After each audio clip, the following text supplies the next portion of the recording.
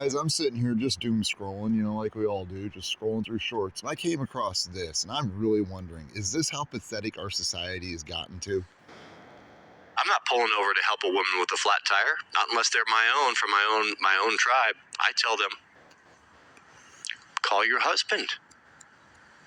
That's what my wife does. When my wife has a distress, has a flat tire on the side of the highway in a rainstorm, she calls her husband. Her husband comes to her aid. That's your wife. What if she doesn't have a husband? What if it's just some 18-year-old girl on her way home from her first fucking job in her first car and just experienced her first flat tire and she doesn't know what to do because she was poorly trained by her parents? Just ignore her, let her sit on the side of the road. I'm sorry, I don't agree with this. I tell her, call your husband. Where is your husband? Oh, you divorced him. Oh, the one that should have been your husband, or the many that should have been your husband, you put in the friend zone because you thought. I mean, what the fuck? What the fuck kind of crack is this idiot on? I don't fucking get that. I see somebody broke down on the side of the road. I don't give a fuck if they're fucking 17-year-old fucking teenage boy with a fucking flat tire or a fucking 60-year-old biddy with her fucking crippled husband sitting in the passenger seat next to her. I'm gonna pull over and attempt to help somebody. I mean, my God. Less than 3 days after Len passed, I pulled over and stopped behind a car a quarter mile from my house because, for one, I noticed that it was very similar to the classic car I own that got me my nickname, and for two, there's a car broke down on the side of the road, and I know something about that car. I might be able to help. I got out, walked up, and it was a guy who was at least 10 years younger than me that owned that 80 Volare, and he's under the hood of it, just absolutely does not understand what is wrong with that car because it just died on him while he was driving down the road. I looked at the car, looked at him, and I asked him, well, does it fire? And he goes, no, it just cranks. It won't, it'll crank, it'll start, and then it dies. It cranks, it starts, and it dies. I looked at him and said, well, when you crank it real quick, and when you crank it, see if it stays running. Hold the key forward. See if it stays running with the key held forward. The guy goes, okay.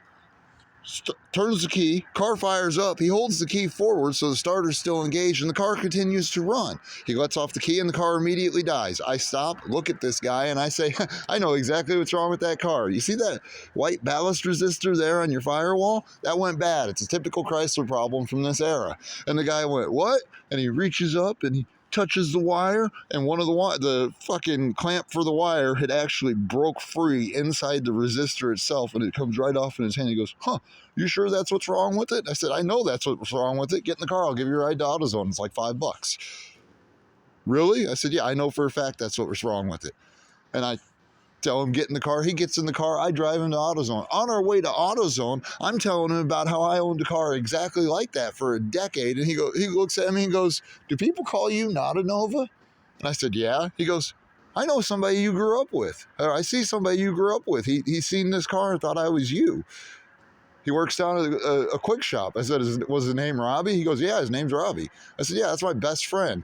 I'm sure he thought it was me when he seen this car pull up because I drove two of these cars for a decade.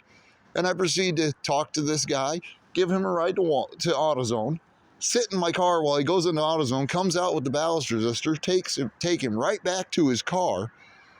He takes the fucking one bolt out, the two wires off, puts that ballast resistor on, starts the car, fires right up and runs fine. And all that guy could do was just thank me. And you know what that cost me? It didn't cost me a goddamn thing. It actually made me feel a little bit better about who I was because I had just lost the love of my life and I was completely fucking lost, and I still took it upon myself to help someone. So when I see shit like this just makes me absolutely disgusted. Who gives a fuck what kind of fucking relationship history that woman broke down on the side of the road has? If you have the ability to stop and help them, you stop and help them. You don't judge them as you continue to drive by. This is exactly the same kind of sentiment that leads to all the fucking activists that we know getting caged and treated like shit, and how we're all downed upon for speaking our fucking minds by judgmental, worthless fucks. I mean, I can't be the only one that's disgusted by this. you could do better. You waited too long, and now you've aged, and you are no longer desirable.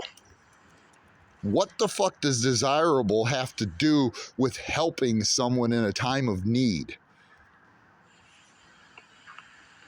And then they look to me, I'm the bad man because I won't stop and help them after they've left a wake of misery for 20 years in their life. No. No, you're an asshole because you fucking judged them as you drove right on by somebody in need. I'm not helping them. They should call their husband. If they don't have a husband, well, too bad, so sad. I'm not pulling up. Well, there you go, ladies. Wrangler Star says if you're single, too bad, so sad, get fucked. I mean, what the fuck? It's absolutely fucking disgusting.